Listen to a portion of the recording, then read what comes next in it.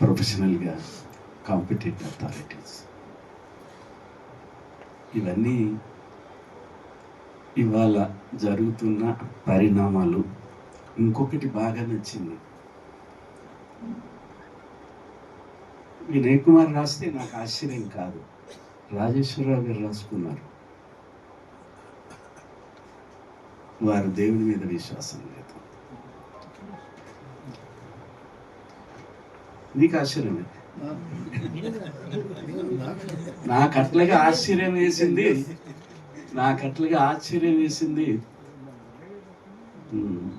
మన సినిమా ప్రముఖులు అక్కినేని నాగేశ్వరరావు చెప్పలేదు, కొడుకులకు చెప్పేసి ఏం చేయొద్దని చెప్పేశారు, వాళ్ళు అట్లాగే చేశారు. నాకు తెలుసు ఎథిస్టులని జయపాల్ రెడ్డి గారు, కానీ అక్కడ బాడీని తీసుకెళ్తుంటే కోడింగ్ కట్టారు వాడికి. ఏందయ్యా జీవితాంతం ఇట్లుగా ఉన్న వ్యక్తికి అంటే, సుదర్శన్ రెడ్డి గారు ఉన్నారా వేయంకుడు, ఏం సుదర్శన్ రెడ్డి గారు ఇదేమిటి పద్ధతి అంటే, నేనేం చేస్తాను శ్రీనివాస్ రెడ్డి గారు, ఇంట్లో ఒత్తిడి, మంగళవారం చనిపోయారు కాబట్టి పాడికి కోడి కట్టాలి. కేశవరావు ఎత్తిస్తే కేశవరావు గారు, అందరికన్నా నేను ఎత్తిస్తాను, గుళ్ళన్నీ చూస్తున్నాను, లోపలికి కూడా వెళ్ళాను. మన కేవీపీ ఉన్నాడే రాజశేఖర్, ముందుకెళ్ళినా కూడా బయటనే నిలబడేవాడు. కేవీపీ రామచందర్ ఇంత పట్టుదలతో నేనైతే రాయలే, మీకు చెప్పుకుంటున్నాను. కేసీఆర్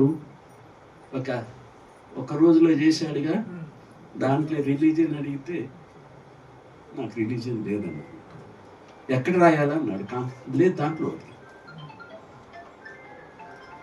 మీరు ఎక్కడైనా రాసుకోండి, ఈసారి మొన్న పెట్టిన దాంట్లో పెట్టారు, అది రాసుకోండి అని చెప్పారు.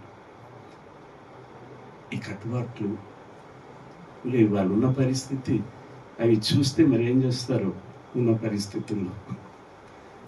ఏమైనా రాజేశ్వరరావు గారు మంచిగా ఉన్నత కుటుంబమే, కానీ కష్టాలు పాలయ్యారు. జీవిత నావ, తల్లి, పిల్లలు, సిస్టర్స్, తమ్ముడు. ఆయనకున్న కమిట్మెంటు నేను అనుకునేది సామాజిక దృక్పథం, సామాజిక కమిట్మెంట్. జర్నలిస్ట్కు ఉండాల్సింది కూడా జర్నలిజం సామాజిక అభ్యున్నతికి కట్టుబడి ఉంటుంది. ఉన్నారు, చాలా మంది ఉన్నారు, ఎందుకు ఇప్పించలేదు. సో ఆ సామాజిక ఎన్ని కష్టాలైనా సామాజిక కట్టుబాటుకి, సామాజిక అభ్యున్నతికి కట్టుబడి ఉన్న వ్యక్తి రాజేశ్వరరావు. ఇవాళ అది లోపించింది జర్నలిజం, అది పర్మనెంట్గా ఉంటుందని నేను అనుకోను, చాలా లోపించింది. నేనంటాను, ఒక న్యాయమూర్తి మాట్లాడితే జర్నలిజం దిగజారిపోయిందంటే నేను క్వశ్చన్ వేయొచ్చు, మీ సంగతి ఏంటి. రాజకీయ నాయకుడు చెప్పినా కూడా మీ వల్లనే ఈ స్థితి వచ్చిందని చెప్పొచ్చు. కానీ ఈ 3 అంగాలకి సంబంధించి రాజ్యాంగంలో పొందుపరిచిన అంగాలు, రాజ్యాంగంలో కావాలని పొందుపరచని అంశం బాబాసాహెబ్ అంబేద్కర్ రూపొందించిన దాంట్లో చర్చ జరిగింది. 4th ఎస్టేట్ ఎందుకు మెజారిటీ పెట్టాలని చెప్పి తీర్మానం చేశారు, కానీ బాబాసాహెబ్ అంబేద్కర్ నిరాకరించాడు. ఈ 4th ఎస్టేట్ని రాజ్యాంగంలో బంధిస్తే ఇట్ విల్ బి ఇండిపెండెంట్గా పని చేయటానికి అవకాశం ఉండదు, ప్రజల తరఫున పని చేయటానికి అవకాశం ఉండదు. సీఎం దేవరకొండకు వస్తున్నారంటే పత్రికా విలేకరికి, జిల్లా విలేకరికి డిపిఆర్ నోటీస్ జారీ చేస్తాడు, ఫ్రంట్ పేజీ తప్పనిసరిగా రావాలి, కలర్లో వేయాలని చెప్పి. చీఫ్ సెక్రటరీ డీజీపీ ఆర్డర్లు పోతాయి పోలీసులకి, ఆయనకు పోతుంది. ఏం చేయాలా? అంతే కదా రాయాల్సి.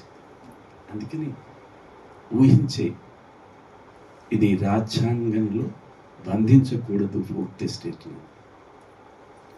ఇవాళ మిత్రులు కొంతమంది లేనందువల్లే ఇవి జరుగుతున్నాయి, ఉంటే అప్పుడే అయిపోయేది.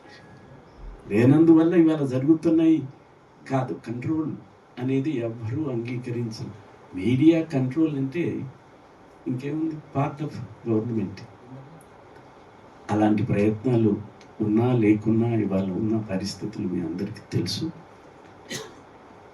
మన రాజేశ్వరరావు గారు లాంటి జర్నలిస్టులు చదివితే కొత్త తరానికి కొంతలో కొంతైనా కష్టాలు నష్టాలు జీవితము ఎదురవుతున్నటువంటి వాస్తవాలు గుర్తింపు ఉంటుందని నేను మనసారా రాజేశ్వరరావు గారిని అభినందిస్తూ, అకాడమీ తరఫున ఈ గ్రంథాలు కాదు మీరు ప్రకటించారు, వయోధిక గ్రంథాలు కాకుండా నూతన తరం గడిచిన జర్నలిస్టు ప్రముఖుల జీవితాలు ఘట్టాలు తెలుసుకోవటానికి 32 పేజీలు మోనోగ్రాఫ్స్, అరచేతి సైజే, జేబులు పెట్టుకుని చదివాడు కూడా ఇష్టం. గ్రంథాల జోలికి పోరు మన వాళ్ళు. అందుకని ఒక 12 మందివి నెక్స్ట్ వీక్ అట్లుగా రిలీజ్ చేయటానికి మన పెద్దలై తెలుగు ప్రముఖులై జర్నలిస్టు ప్రముఖులై అకాడమీ రూపొందించింది. ఆ క్రమంలో వీరి లాంటి పుస్తకాలు, వినయ్ లాంటి పుస్తకాలు, కేశవరావు గారు వీరు రాశారు, చాలామంది పెద్దలు రాశారు. అకాడమీ లైబ్రరీని కొద్దిగా రెఫరెన్స్ లైబ్రరీగా రూపొందించాలన్న భాగంలో ఉన్నాం. అది కూడా ఈ నెలలో, వచ్చే నెలలోనైనా ప్రారంభం అవుతుంది. అకాడమీలో 5 లక్షల పేజీల 11 సంవత్సరాల్లో ఎక్కడ పోయిందో తెలియదు. వాటిని ట్రేస్ అవుట్ చేసి సరిగ్గా పెట్టడానికి దాదాపు 8-10 మాసాలు జరిగాయి. ఇప్పుడు అకాడమీ వెబ్సైట్లో పాత పత్రికలన్నీ దాదాపు 5 లక్షల పేజీలు గతంలో రూపొందించినవి. ఎవరు రెఫరెన్స్ తీసుకున్నా చూసుకోవటానికి అవకాశం లభిస్తుంది. ఈ సందర్భంగా ఈ అవకాశం ఇచ్చిన మీ అందరికీ రాజేశ్వరరావు గారికి మరోసారి ధన్యవాదాలు.